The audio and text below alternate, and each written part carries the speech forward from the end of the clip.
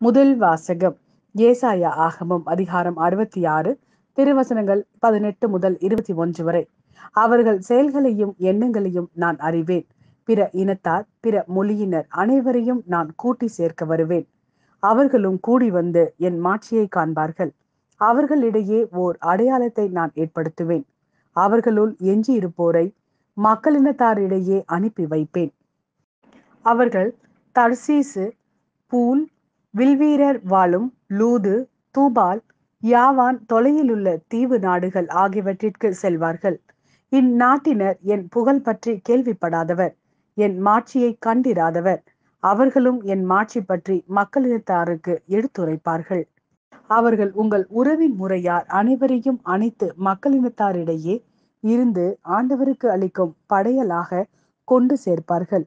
Israel மக்கள் தூய காலம் ஒன்றில் உணவு படையலை ஆண்டவரின் கோவிலுக்கு எடுத்து வருவது போல் அவர்களை குதிரைகள், தேர்கள், பல்லாக்குகள், கழுதைகள், ஒட்டகங்கள் ஆகியவற்றின் மேல் ஏற்றி எருசலேமில் உள்ள என் திருமலைக்கு அழைத்து வருவார்கள் என்கிறார் ஆண்டவர். மேலும் அவர்களுள் சிலரை குருக்களாகவும் லேவியராகவும் நியமிப்பேன் என்கிறார் ஆண்டவர். இது ஆண்டவரின் அருள்வாக்கு. இறைவா, உமக்கு நன்றி. இரண்டாம் வாசகம். எபிரேயருக்கு எழுதிய திருமுகம் அதிகாரம் 12 திருவசனங்கள் 5 முதல் 7 மற்றும் 11 முதல் 13 வரை. தம் பிள்ளைகளிடம் பேசுவது போல் இறைவன் உங்களுக்கு தந்த பின்வரும் அறிவுரையை நீங்கள் மறந்து விட்டீர்கள். பிள்ளாய், ஆண்டவர் உன்னை கண்டித்து திருத்துவதை வேண்டாம் என தள்ளிவிடாதே. அவர் கண்டிக்கும் போது தளர்ந்து போகாதே. தந்தை தாம் ஏற்றுக்கொண்ட மக்களை தண்டிக்கிறார். ஆண்டவர் தாம் யாரிடம் அன்பு கொண்டிருக்கிறாரோ அவர்களை கண்டிக்கிறார். திருத்தப்படுவதற்காக துன்பங்களை தாங்கிக் கொள்ளுங்கள்.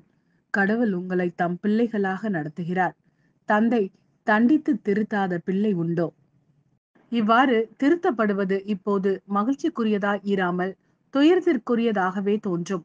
ஆனால் பின்னர் இவ்வாறு பயிற்சி பெற்றவர்கள் அமைதியையும் நேர்மையான வாழ்வையும் பயனாக பெறுவர்.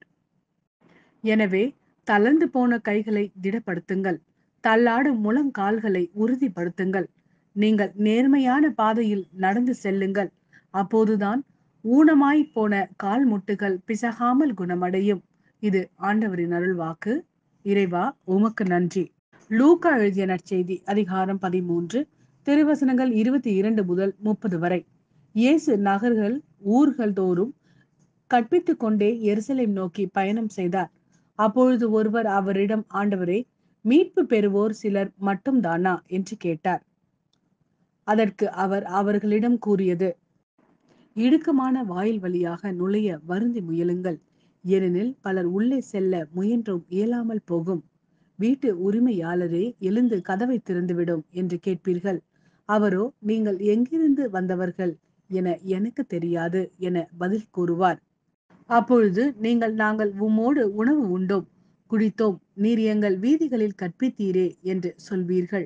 ஆனாலும் அவர், நீங்கள் எவ்விடத்தாரோ எனக்கு தெரியாது, தீங்கு செய்வோரே அனைவரும் என்னை விட்டு அகன்று போங்கள் என உங்களிடம் சொல்வார். ஆபிரகாமும் ஈசாக்கும் யாக்கோபும் இறைவாக்கினர் யாவரும் இறையாட்சிக்கு உட்பட்டு இருப்பதையும் நீங்கள் புறம்பே தள்ளப்பட்டிருப்பதையும் பார்க்கும்போது அழுது அங்கலாய்ப்பீர்கள். இறையாட்சியின் போது கிழக்கிலும் மேற்கிலும் வடக்கிலும் தெற்கிலும் மக்கள் வந்து பந்தியில் அமர்வார்கள். ஆம், கடைசியானோர் முதன்மையாவர், முதன்மையானோர் கடைசியாவர்.